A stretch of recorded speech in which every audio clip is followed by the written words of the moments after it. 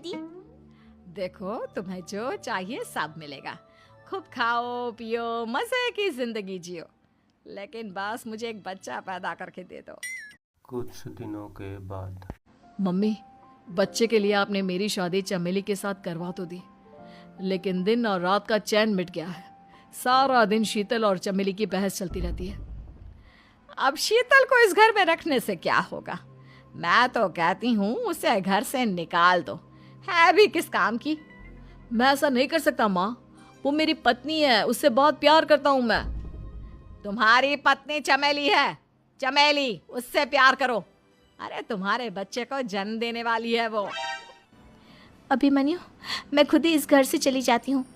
वैसे भी अपने ही घर में नौकरों की तरह रहकर परेशान हो चुकी हूँ। घर की नौकरानी मेरे ऊपर हुक्म चलाती है।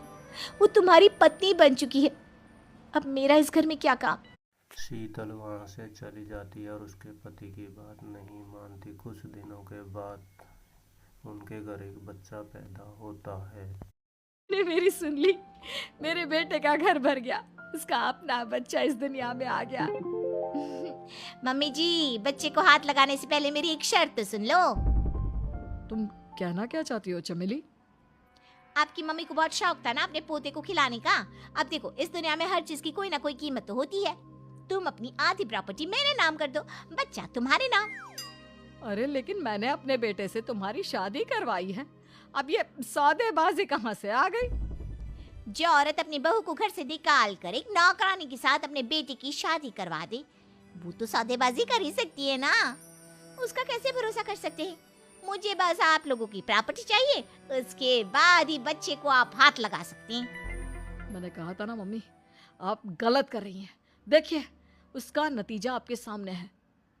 जब शीतल को पता चलता है कि बच्चा हो गया तो वह अपने घर पहुंचती है। अभिमन्यु, कहाँ है आपका बच्चा? क्या मैं उसे देख सकती हूँ? कुछ भी मत पूछो शीतल, माँ की हुई एक गलती हम लोगों पर भारी पड़ रही है। वो नौकरानी अपनी औकात पर आ गई है और अब हमसे अपनी आधी प्रॉपर्टी मांग रही है, वो भी बच्चे के बदले में। एक बात कहूँ अभिमन्यु, आप उससे कुछ भी देने से मना कर दो।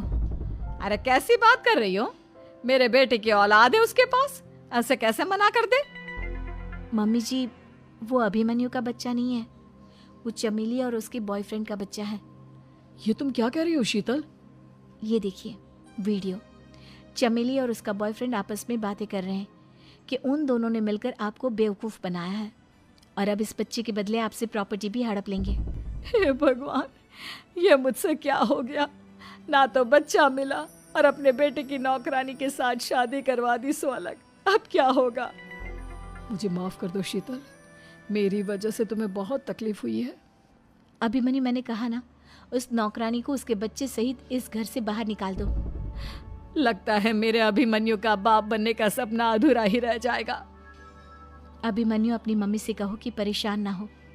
आपको याद है, एक बार हम एक IVF सेंटर गए थे।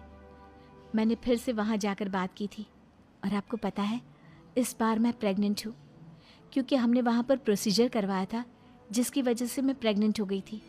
और इस बात का पता मुझे बस कुछ महीने पहले ही लगा है। हमारा बच्चा इस दुनिया में आने वाला है अभिमन्यु। मुझे माफ कर दो शीतल बहू, मुझसे बहुत बड़ी गलती हो गई।